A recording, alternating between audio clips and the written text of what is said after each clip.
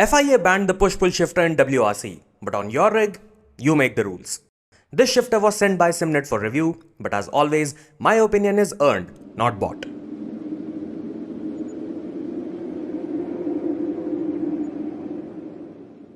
This is a plug-and-play push-pull shifter priced at $169 and is compatible with these bases. The shifter is compact, made out of aluminium, and the crimson red adds a touch of contrast. The shifting isn't as loud and the resistance seems decent right now, but will decrease slightly when the paddle is attached due to the gripping point and force distribution. Speaking of which, the paddle is a flat piece of carbon fiber, fairly large and 3.1 mm thick. It is light enough that it does not significantly affect shifting resistance. You also get this control box, which is almost the size of a matchbox. There's no branding, giving it a clean and minimalistic look. I tried opening it up but could not, so I left it as it is.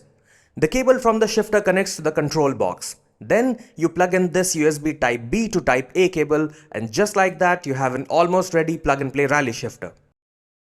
For mounting bracket, you need just these three pieces per side. This tiny bit helps to adjust the reach of the shifter, in case you're using a shaft extender. Though it has limited reach, so you have to be mindful of it. It extends reach by just over 2 inches. Assembly is easy. Just lay out all three pieces and say "Fixa Reparo." Or, if you're as good a wizard as I am, a simple clap will do. But if you're a muggle, here's the manual way. Start by attaching the angle adjustment plate on both sides of the shifter. It should be looking like this. Pay close attention, otherwise you might end up mounting one of the plates upside down, making it difficult later on. Then take the reach adjustment plate and mount the feet so it can be attached to the wheelbase. Then attach it to the angle adjustment plate, and lastly, the shifter paddle. This entire part hardly takes 8 to 10 minutes. Now all that remains is to mount it on the base. On my Alpha U, it utilizes the front mounting holes.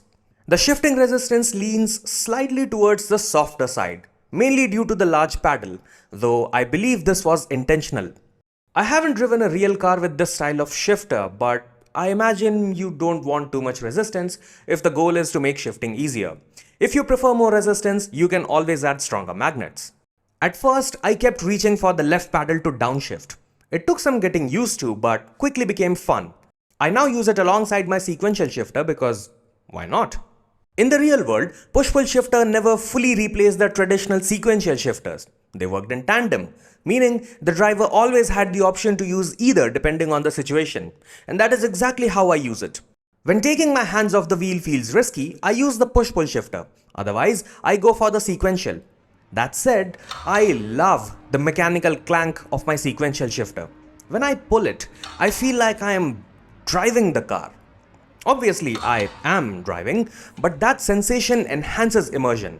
It might sound silly, but it is a small yet significant detail.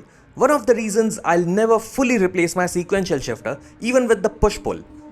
All in all, using both shifters together was initially challenging, but eventually became a second nature. Now I don't have to think twice about which one to use. I played with it a lot on RBR and WRC. Dirt Rally 2.0, not so much. No real reason.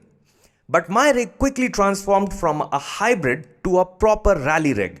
And alongside this shifter, the Pocconi Engineering Rally Hub helped a lot too. I love both disciplines, but rally has always been the special one for me. Whether or not the shifter is worth it depends on how much you love rallying. From an immersion standpoint, absolutely. From a necessity standpoint, not really. But hey, you don't need 3 different GT wheels either, right? That's been it. I've been Darth Snape, and may the downforce be with you.